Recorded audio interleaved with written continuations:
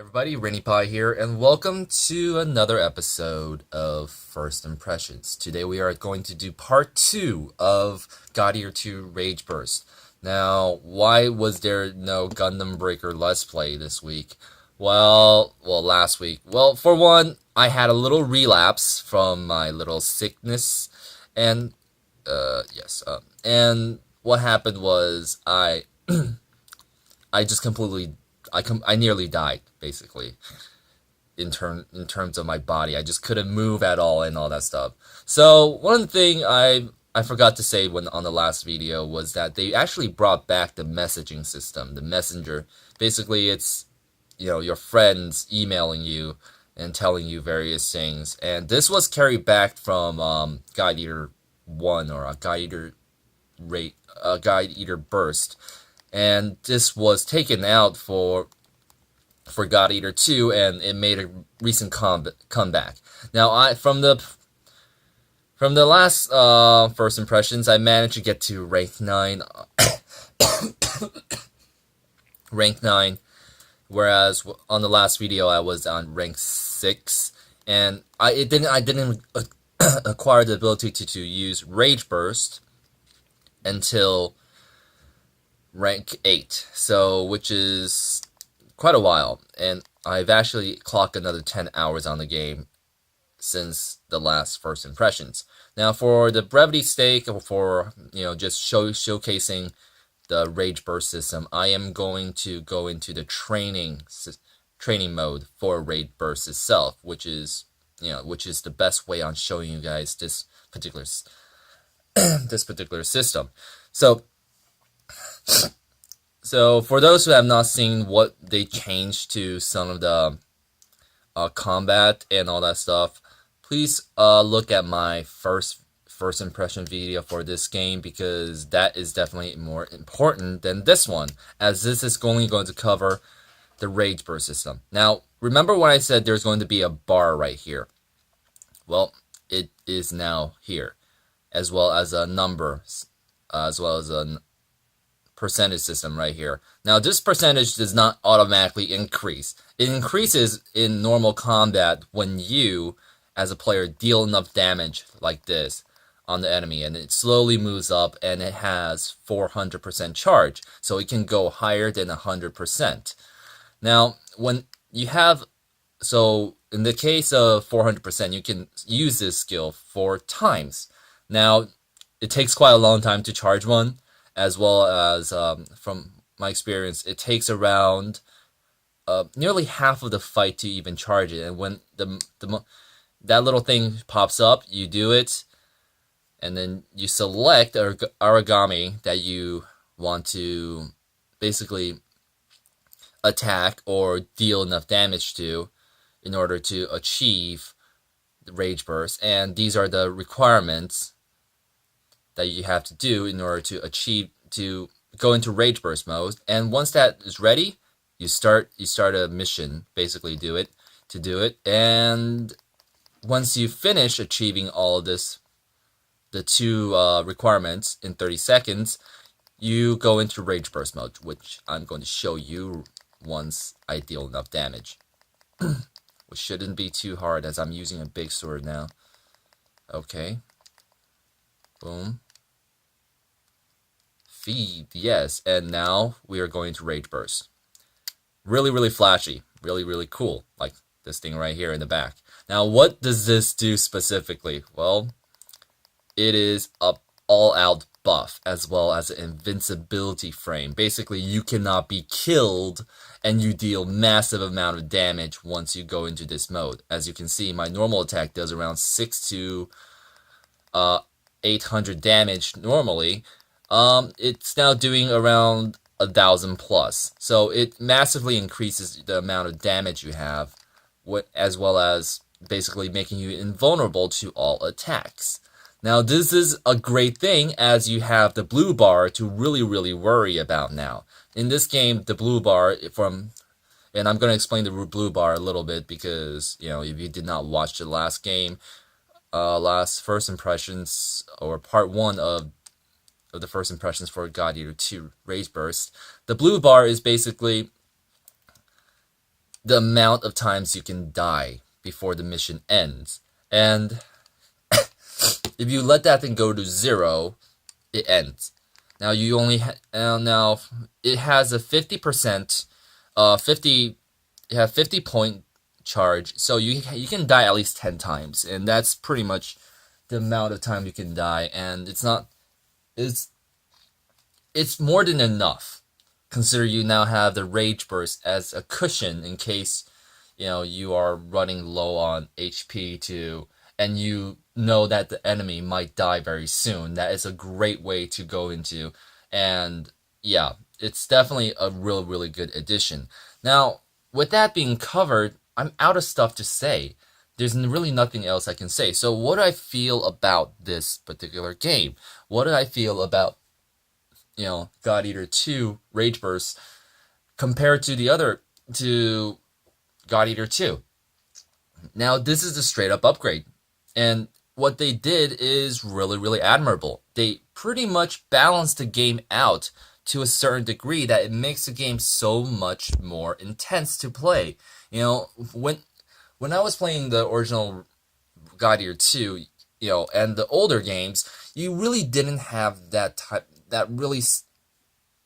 sense of danger because your AI teammates are very competent.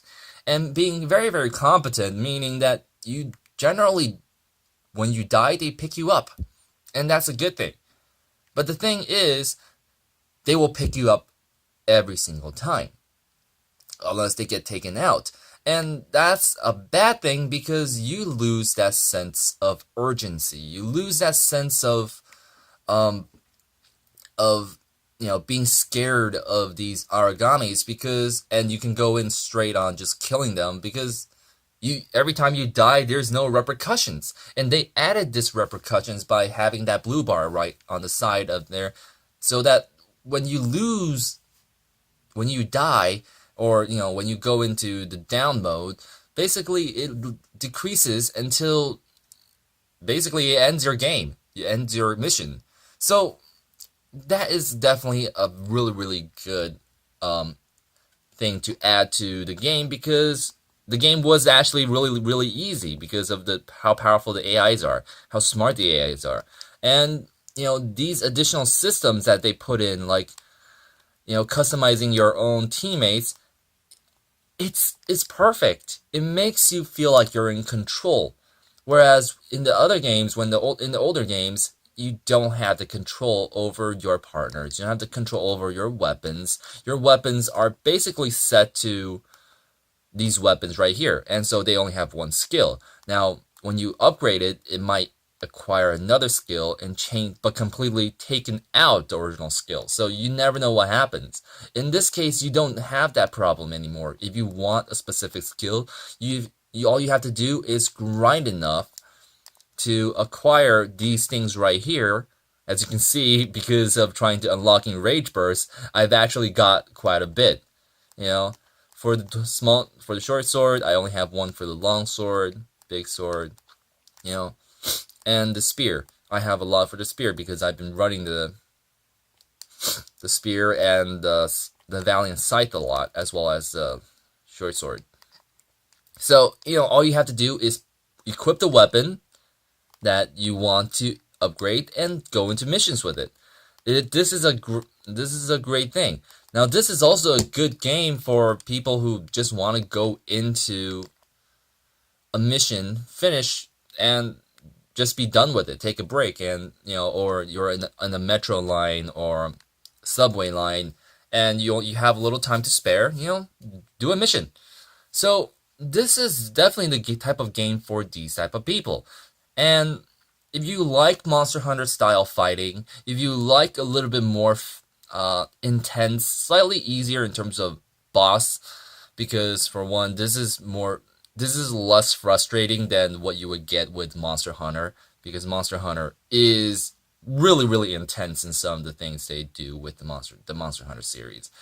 And so this is definitely a pickup as a PlayStation Vita game, but because of the popularity of the God Eater series, they managed to I think they released it for PS3 or PS4. I'm not really sure, but it is now on the big platforms, which means it's going to reach a little bit more audiences. And I'm not sure if the Vita one will be localized, as from what I remember, God Eater 1 did not release in the US, whereas God Eater Burst did.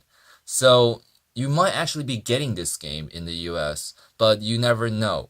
This is one of the things with this particular game, is that, they kind of, the localization, I'm not sure how well it did in the US, as God Eater 1 and God Eater Burst was exclusively for the Vita, whereas, for 2 and 2 Rage Burst was actually cross-platform now. So, all you can do is kind of wish and hope. And if you don't want to wait, there's always the power of the internet and importing.